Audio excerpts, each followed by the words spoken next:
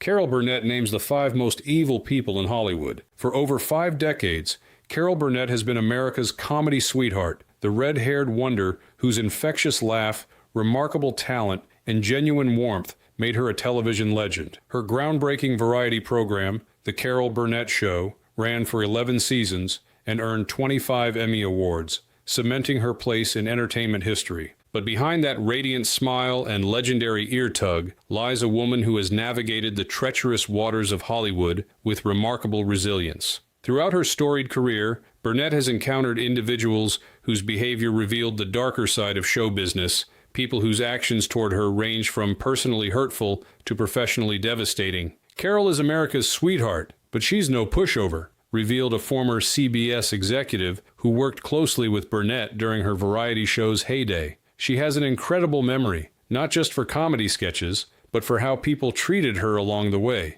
She keeps mental notes about who showed their true colors when power or money was on the line. According to those closest to her, Burnett has privately maintained a list of entertainment figures whose actions earned her lasting contempt. Individuals whose behavior she considered not merely disappointing but genuinely malevolent. While her public persona has always emphasized positivity and grace, private conversations and occasional candid moments have revealed the names that would top her personal Hollywood blacklist. Tonight, we reveal the 5 individuals who Carol Burnett reportedly considers the most troubling personalities she encountered throughout her extraordinary career. People whose actions behind closed doors revealed a character starkly different from their carefully crafted public images. Now, let's explore the 5 names that reportedly earned Carol Burnett's deepest disapproval. Individuals whose actions she considered truly unethical or cruel, revealing a darkness beneath their carefully crafted public images. 1. Joe Hamilton, the husband who stole her work. When Carol Burnett married Joe Hamilton in 1963, it seemed like the perfect union of personal and professional compatibility. Hamilton, a producer and music director, had worked with Burnett on The Gary Moore Show and understood the entertainment industry from the inside. As producer of The Carol Burnett Show, he appeared to be her most devoted champion, the behind-the-scenes partner who helped bring her creative vision to life. They were television's power couple before anyone used that term, recalled a former CBS executive who worked closely with both. Joe had the technical production knowledge, Carol had the creative genius and star power. Together they seemed unstoppable. For nearly 2 decades, their marriage appeared to represent that rare Hollywood success story, a couple who could collaborate professionally while maintaining a strong personal relationship. They raised 3 daughters together and built what seemed from the outside to be an ideal family life alongside their television empire. The reality, as Burnett would discover, was far more disturbing. Secretly formed Hamilton Productions and claimed ownership of spin-offs like Mama's Family revealed a former business affairs officer at CBS who had access to the contractual arrangements. While presenting himself as Carol's partner in every sense, Joe was quietly establishing separate corporate entities designed to control aspects of her creative output. The full extent of Hamilton's machinations only became apparent during their divorce proceedings in 1984. Court documents revealed that Hamilton had methodically positioned himself to claim ownership rights to intellectual property developed during The Carol Burnett Show, including characters created and portrayed by Burnett herself. The Mama's Family situation was particularly shocking, explained an entertainment attorney familiar with the case. The character of Mama, played by Vicki Lawrence, originated in the family sketches on Burnett's show. These were some of the most beloved segments, largely created through Burnett's collaborative process with her cast. Yet Hamilton had structured things so that when Mama's Family was spun off as a separate series, his company maintained significant ownership and control. Beyond these professional manipulations, Hamilton allegedly engaged in personal betrayals that compounded Burnett's sense of having been fundamentally deceived throughout their marriage. Hid assets, cheated, then coldly said, "It's business, not emotion," recalled a former accountant who worked with the couple. When Carol confronted him about using their marriage to gain control of her work, he responded with a callousness that shocked everyone present. It was as if the mask had finally dropped, revealing a calculating businessman who had been playing a role for 18 years. Burnett divorced Hamilton and engaged in a protracted legal battle to reclaim what she considered rightfully hers, not just financial assets, but the creative characters and concepts she had developed throughout her career. The process was both emotionally devastating and professionally challenging, requiring her to fight for ownership of her own artistic legacy. What truly devastated Carol wasn't the end of her marriage, explained a longtime friend who stood by Burnett during this difficult period. It was the realization that someone she had trusted completely, who had shared her bed, raised children with her, and been privy to her most vulnerable moments, had been calculating how to profit from her talent the entire time. That level of premeditated betrayal struck her as genuinely evil, beyond normal human failings. For Burnett, whose own childhood had been marked by adult betrayal, Hamilton's actions represented a particularly painful repetition of familiar themes: trust exploited, vulnerability weaponized, and love revealed as manipulation. The experience reportedly left her with a lasting wariness about combining business and personal relationships. Joe wasn't just her husband, said a former cast member from the show. He was the person who was supposed to be protecting her interests, while she focused on the creative aspects. Finding out he had been quietly setting up mechanisms to control and profit from her work was like discovering your security guard had been moonlighting as a burglar. Why he's on the list: backstabbing betrayal at both the professional and personal level. A man who systematically plotted to control her creative legacy while maintaining the facade of a loving husband for nearly 2 decades. But wait until you hear about the comedy legend who humiliated her in front of the entire cast. I thought. I didn't handle anything. The kid had me, Yes, didn't he? had me. 2. Harvey Korman, the friend who turned on her. For a decade, Harvey Korman stood alongside Carol Burnett as one of the pillars of her groundbreaking variety show. His impeccable timing, versatile character work, and legendary inability to keep a straight face during sketches created some of television's most memorable comedic moments. To millions of viewers, Korman and Burnett seemed to share a special chemistry that reflected genuine friendship and mutual respect. Behind the scenes, their relationship was indeed close and collaborative, until a shocking incident reportedly changed everything and earned Korman a permanent place on Burnett's list of profound disappointments. Once her most trusted co-star on The Carol Burnett Show, noted a former director who worked on the program for several seasons. They appeared inseparable on screen and off, collaborators who brought out the best in each other creatively and seemed to genuinely enjoy each other's company. This collaborative relationship extended beyond the cameras, with Burnett and Korman often socializing together and supporting each other through personal and professional challenges. Burnett had stood by Korman through difficult periods and had been instrumental in building his career as a television star. Carol was always Harvey's biggest champion, recalled a former writer for the show. She fought for his salary increases, gave him opportunities to direct, and made sure he received proper recognition for his contributions. She treated the cast like family, and Harvey seemed like the brother she never had. This context made what happened next all the more shocking to those who witnessed it. According to multiple production team members, the relationship deteriorated dramatically during the show's later seasons as Korman's ego apparently expanded along with his fame. What had been occasional moments of creative tension or normal professional disagreements allegedly evolved into something far more troubling. Verbally blew up on set, publicly disrespected the team, and took a direct dig at Carol, recalled a stage manager who witnessed the incident that reportedly marked the end of their professional relationship. It wasn't just unprofessional, it was deliberately humiliating, happening in front of the entire production staff and cast during a rehearsal for what would have been a major sketch. While accounts vary slightly about the exact content of Korman's outburst, insiders describe it as a calculated attempt to undermine Burnett's authority and diminish her contributions to the show's success. According to those present, Korman questioned Burnett's creative decisions, dismissed her ideas, and made comments suggesting that the show's popularity came despite her leadership rather than because of it. He essentially tried to stage a coup, explained a camera operator who was on set that day. It felt like he'd been building resentment for years and finally decided to make a power play. But he miscalculated badly. He didn't realize how beloved Carol was by literally everyone else on that set. What made the betrayal particularly painful was its public nature, a deliberate choice to maximize Burnett's embarrassment by challenging her in front of the entire team rather than expressing concerns privately.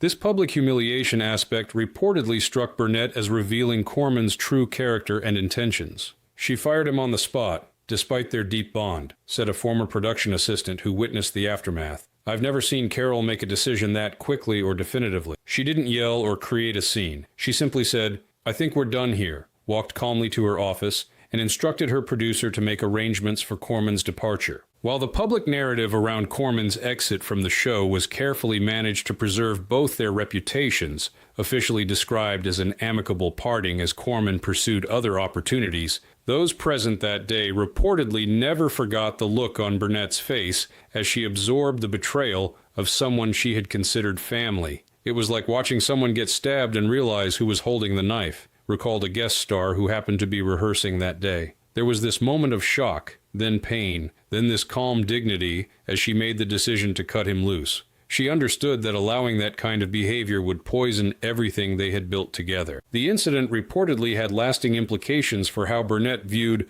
not just Corman, but the entire dynamic of creative collaboration. While she continued to foster a positive environment and maintained close relationships with other cast members, particularly Vicki Lawrence and Tim Conway, colleagues noticed a new reserve in how she managed professional relationships. "Something changed in Carol after the Corman incident," said a longtime friend. Not in a bitter way, but in how carefully she observed people's behavior under pressure. She became more attentive to small signs of ego or entitlement, the warning signals she had perhaps missed with Harvey. Why he's on the list. Ego-driven sabotage disguised as frustration, the betrayal of trusted friendship in a vulnerable public setting designed to inflict maximum damage to her reputation and authority after years of her championing his career. The next name on her list made an inappropriate late-night call that crossed every line. Around the other way.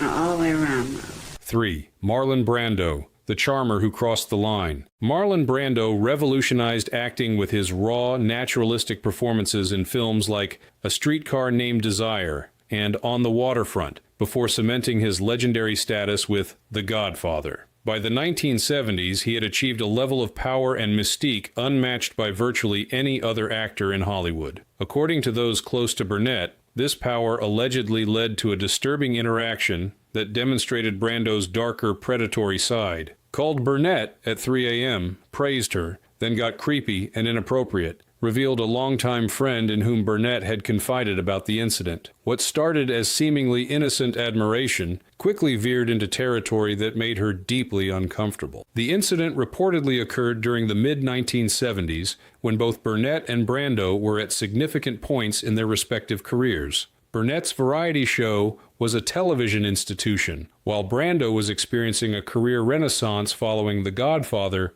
and Last Tango in Paris. Their paths had crossed at industry events, but they weren't close friends or regular associates. According to those familiar with the situation, Brando's late-night call began professionally enough, expressing admiration for Burnett's comedic talents and suggesting they might work together on a project. However, the conversation allegedly took an uncomfortable turn as Brando began making increasingly personal comments and explicit suggestions. It started with compliments about her performances, then shifted to comments about her physical appearance, and finally devolved into explicit sexual propositions, explained a former assistant who was among the few in whom Burnett confided about the call. Carol tried to steer the conversation back to professional territory several times, but Brando was persistent and increasingly graphic. This behavior placed Burnett in an impossible position. As a woman in entertainment during an era when female performers had limited power, rejecting or criticizing someone of Brando's stature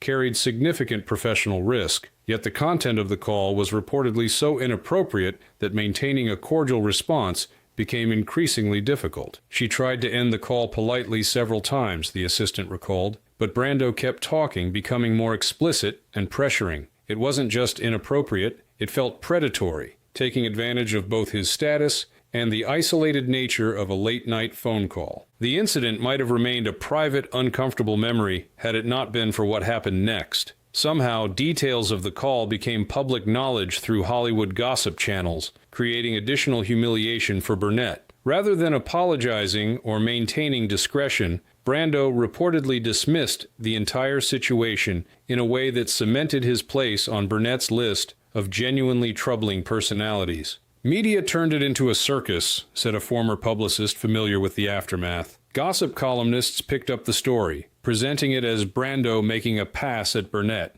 trivializing what had actually been a disturbing boundary violation. When asked about it at a press event, Brando responded with dismissive arrogance. According to multiple sources, when a reporter questioned Brando about the alleged inappropriate call, he reportedly said, "Carol takes things too seriously. Some women don't understand the difference between appreciation and harassment." This public statement essentially blamed Burnett for being uncomfortable with his behavior, characterizing her reaction as oversensitivity rather than a reasonable response to unprofessional conduct. That response showed exactly who he was, said a former CBS executive who worked with Burnett at the time. He used his power and reputation to not just cross boundaries, but to then shame her for having boundaries at all. It was textbook powerful man behavior. Act inappropriately, then make the woman feel crazy for objecting. This dismissive response, suggesting that Burnett was overreacting to what Brando considered harmless flirtation, reflected a callousness that reportedly troubled her deeply. It wasn't just the initial boundary violation, but the complete lack of accountability afterward that earned Brando a permanent place on her list of Hollywood figures whose true character disturbed her. Carol has always been a professional who separates personal and professional interaction, explained a longtime colleague. What bothered her most about the Brando situation wasn't just the inappropriate call, it was his public dismissal of her discomfort. The way he weaponized his status to make her seem prudish or unreasonable for objecting to being sexually propositioned out of nowhere at 3 a.m. The incident reportedly affected how Burnett approached interactions with certain powerful male figures in entertainment, creating a wariness that hadn't existed before. While she continued to work with male colleagues without incident, friends noticed a new cautiousness in how she handled one-on-one situations with men who exhibited even subtle signs of Brando's entitlement or boundary-pushing behavior. Why he's on the list: sleazy power play plus zero accountability, using his status to make unwanted advances, then dismissing her discomfort as oversensitivity when called out, effectively gaslighting her in the public eye. You won't believe what a Golden Age icon said to her face at an awards ceremony.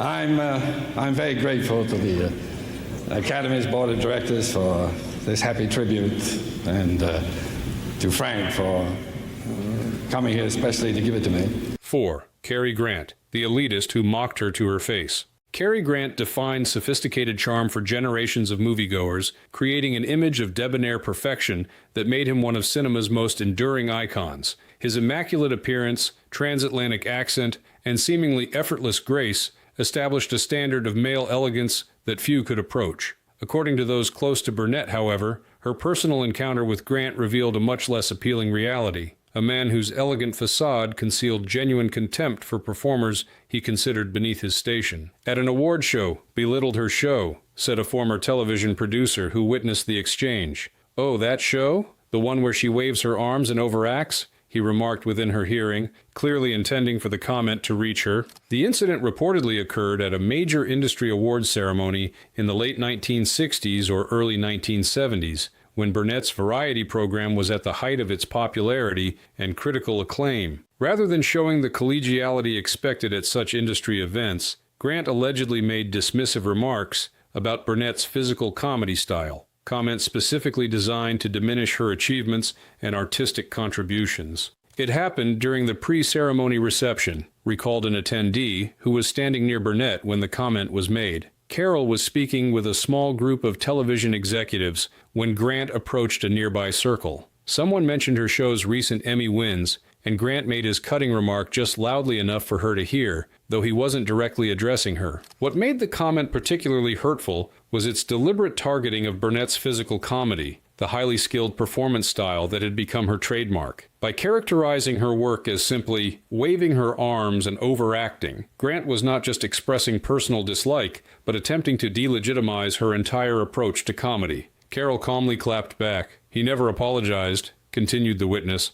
Without missing a beat, she turned slightly toward him and said something like, "Mr. Grant, some of us have to use our whole bodies to express emotion. We can't all rely on just one raised eyebrow." There was this uncomfortable laugh from everyone nearby, and Grant simply walked away without acknowledging her response. This exchange reportedly revealed much about both performers. Burnett, despite being blindsided by the unprovoked criticism, maintained her composure and responded with characteristic quick wit. Grant, when confronted rather than deferred to, retreated rather than engaging further or offering any apology for his unprovoked rudeness. Biographers later revealed she intimidated him, noted a Hollywood historian who has studied this period extensively. Grant came from a generation of movie stars who viewed television with thinly veiled contempt, considering it a lesser medium, but he was also notoriously insecure about his own limited formal education and lack of traditional training. Burnett, despite her humble origins,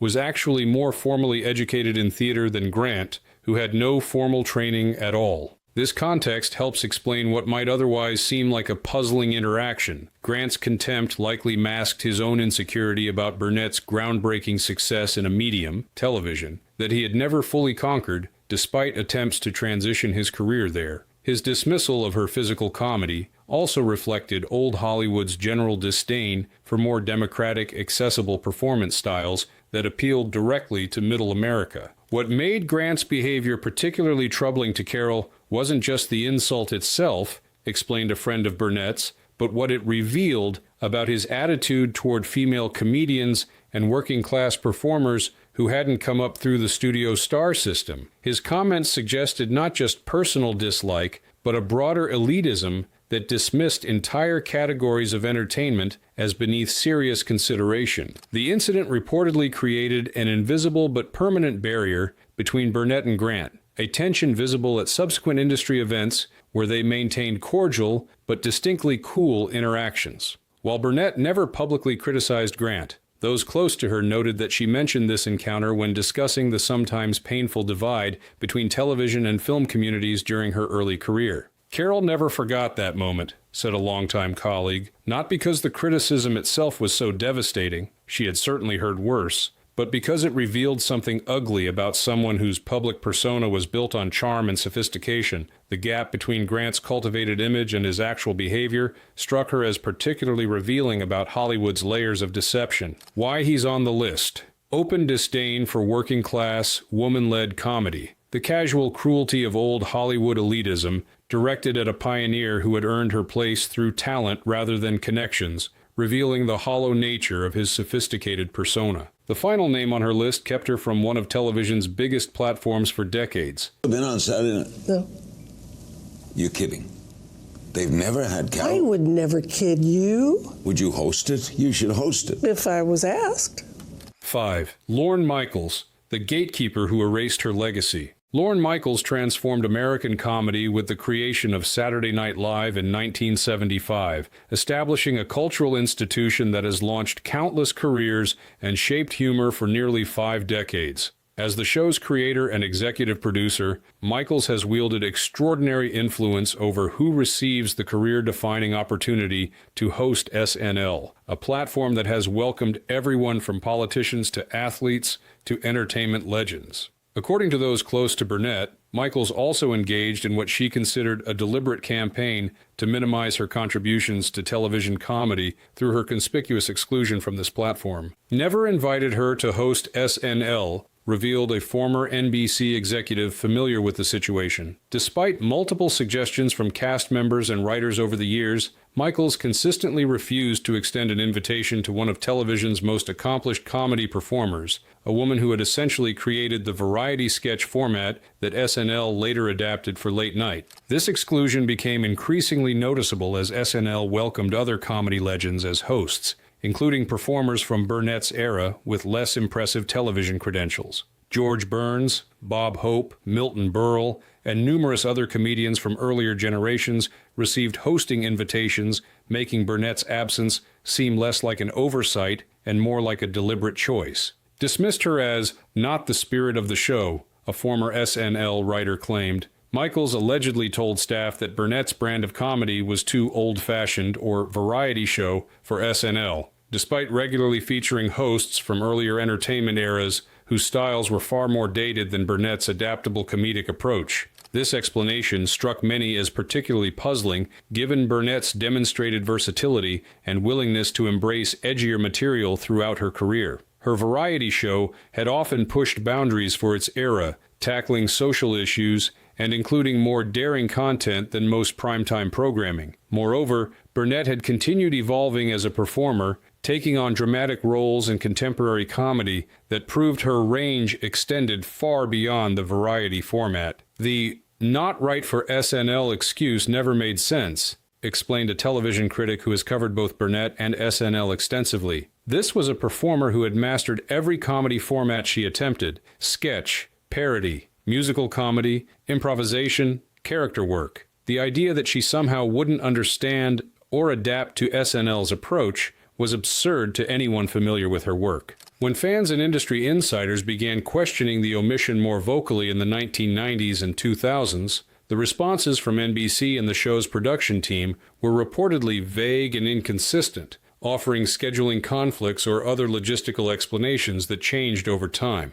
When fans demanded she host, NBC issued limp excuses for decades, said a television historian who has documented the situation. The explanations shifted over the years: scheduling conflicts, content differences, miscommunications, but the result remained the same. One of television's greatest comedy talents was consistently excluded from America's preeminent comedy stage. What made this exclusion particularly significant was SNL's role in shaping comedy's historical narrative. As the show established itself as a cultural institution and launching pad for successive generations of comedic talent, it also became a key arbiter of comedy legacy through its selection of hosts. Being invited to host SNL represented not just a current opportunity, but a form of historical validation, recognition of one's place in comedy's evolving tradition. It was an erasure, said a former variety show writer who worked with Burnett in the 1970s. By excluding Carol from the SNL stage while welcoming other comedy legends, Michaels effectively wrote her out of the lineage he was creating, the story SNL was telling about American comedy and its important figures. For the woman who had essentially created the television sketch comedy format that SNL later adapted, this exclusion felt deliberate and pointed. After decades of silence on the matter, Burnett reportedly addressed the situation with characteristic understated dignity, making a rare comment in a 2023 private gathering that revealed her awareness of the deliberate exclusion without descending into bitterness or recrimination. She finally broke silence in 2023. "I guess they didn't need me, but I didn't need them either," a close friend quoted Burnett as saying during a small dinner with longtime associates. That simple statement spoke volumes about her recognition of what had happened and her refusal to be diminished by it. This quiet acknowledgement reflected Burnett's broader approach to professional slights, recognizing them without allowing them to define her or diminish her accomplishments. While the SNL exclusion reportedly ranked among her most significant professional disappointments, she maintained perspective about her overall legacy and contribution to television comedy. Why he's on the list: institutional erasure of a comedy legend, the systematic exclusion of a groundbreaking female performer from a platform that helped define comedy for subsequent generations, effectively writing her out of the historical narrative she helped create. The price of authenticity in Hollywood. The five individuals who reportedly earned Carol Burnett's lasting disapproval share a common thread. They each revealed character flaws that went beyond normal human failings to demonstrate what she considered genuine malevolence. Their actions toward Burnett weren't merely disappointing, but reflected fundamental ethical breaches: calculated betrayal, public humiliation, sexual harassment, elitist cruelty, and deliberate historical erasure. What makes Burnett's perspective particularly valuable is her well-established reputation for kindness, professionalism, and genuine collegiality. Unlike many celebrities who develop adversarial relationships throughout their careers,